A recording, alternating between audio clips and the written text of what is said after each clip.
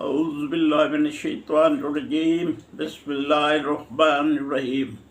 شروع اللہ تعالیٰ کے بابرکت نام سے جو نہایت مہربان اور رحم کرنے والا ہے۔ کروڑوں درود و سلام حضور سرور کائنات، فخر موجودات، فخر انبیاء حضرت محمد مصطفیٰ صلی اللہ علیہ وسلم پر۔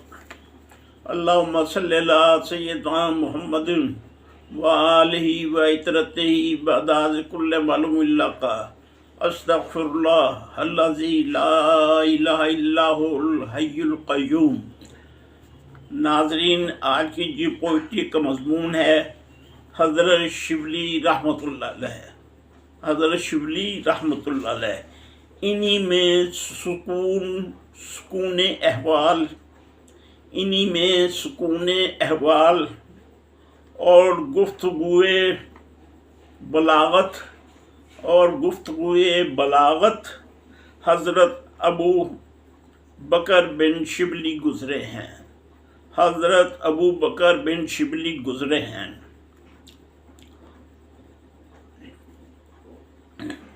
بزرگ مشائخ میں سے تھے، میں شمار کیے جاتے ہیں، بزرگ مشائخ سے میں شمار کیے جاتے ہیں، اور آپ کی صبح و شام نہایت خوشگوار خوشبودار گزرے ہیں، اور آپ کی صبح و شام نہایت خوشبودار گزرے ہیں۔ آپ کے ارشادات شائستہ اور لطیف ہیں۔ آپ کے اشارات شائستہ اور لطیف ہیں کہ متاخرین صوفیہ میں سے فرماتے ہیں، تین چیزیں عالم عجائبات میں سے ہیں، تین چیزیں عالم عجائبات میں سے ہیں۔ حضرت شبلی کے اشارات، حضرت شبلی رحمۃ اللہ علیہ کے اشارات، حضرت جعفر کی حکایتیں، حضرت جعفر رضی اللہ تعالیٰ عنہ کی حکایتیں، اور مرتعش نکتے۔ اگلا شعر ہے، آپ اپنے قبیلہ کے بڑے ممتاز لوگوں میں تھے۔ آپ اپنے قبیلہ کے بڑے ممتاز لوگوں میں تھے، اور ارباب طریقت میں اہل سعادات طریق میں تھے، اہل سعادات طریق میں تھے۔ ابتدا میں آپ خلیفہ وقت کی ڈیوڑی کے داروغہ تھے۔ ابتدا میں آپ خلیفہ وقت کی ڈیوڑی کے داروغہ تھے۔ حضرت خیر نسان رحمۃ اللہ علیہ، حضرت خیر نسان رحمۃ اللہ علیہ کی مجلس میں طائب ہوئے تھے۔ آپ نے حضرت جنید بغدادی سے تعلق بیعت ہوئے۔ آپ حضرت جنید بغدادی سے تعلق بیعت ہوئے۔ بہت سے مشائخ کی صحبت سے فیضیاب ہوئے، بہت سے مشائخ کی صحبت سے فیضیاب ہوئے۔ آپ رحمۃ اللہ علیہ نے فرمایا کہ اللہ تعالیٰ کے اس فرمان کے معنی کچھ یوں تھے، کہ اللہ تعالیٰ کے فرمان کے معنی کچھ یوں تھے، اے میرے محبوب صلی اللہ علیہ وسلم، مومنین کو حکم فرماؤ کہ چشم سر پر شہوت سے نگاہ رکھیں، کہ چشم سر پر شہوت سے نگاہ رکھیں۔ اگلا شعر ہے، اور جسم و دل کو ما سوا اللہ اور مختلف اندیشہ سے محفوظ کر کے نظر ذات رہے، نظر محفوظ کر کے نظر ذات رہے، اس لیے کہ شہوت کی تقلید اور محارم سے محبت کرنا، اس لیے کہ شہوت کی تقلید اور محرم سے محبت کرنا غفلت میں سے ایک غفلت ہے، اہل غفلت کے لیے عذاب ذلیل کرنے والا ہے، جو انہیں اپنے عیبوں سے کر رہے ہوں گے، اور جو اس دنیا میں جاہل رہا وہ آخرت میں بھی جاہل ہی رہے گا، وہ دنیا میں غلط اور درست کی طرف سے اندھا ہے،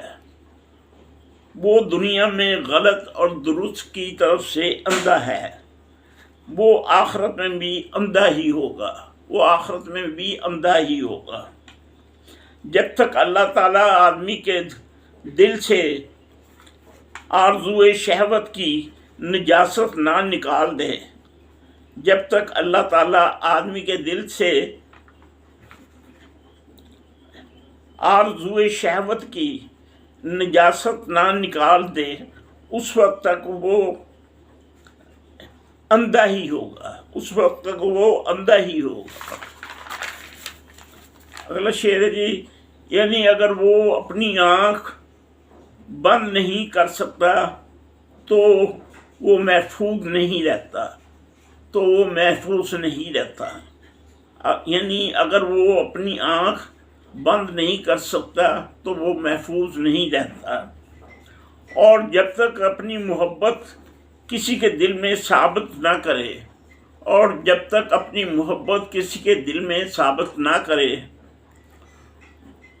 اس کی آنکھ محفوظ نہیں ہے، اس کی آنکھ محفوظ نہیں ہے۔ مروی ہے کہ ایک دن آپ بازار تشریف لائے تو لوگوں نے آپ کو دیوانہ کہنا شروع کر دیا، آپ نے فرمایا میں تمہاری نظر میں دیوانہ ہوں اور تم میرے نزدیک چالاک ہو، میرا جنون محبت محبوب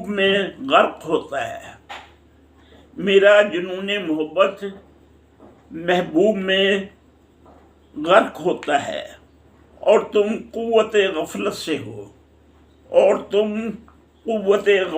ہو، تو تمہاری صحت قوت غفلت سے ہے،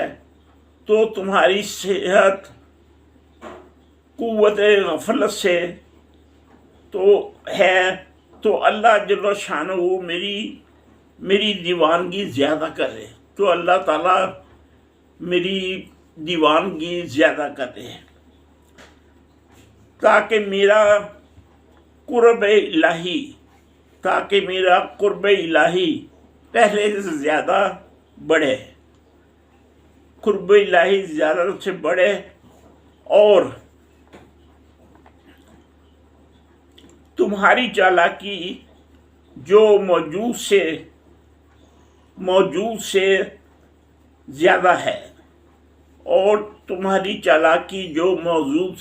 زیادہ ہے، اور اس کا مقطع ہے، آپ کا یہ ارشاد تقاضائے غیرت تھا کہ لوگ دیوانہ اور دوست میں تمیز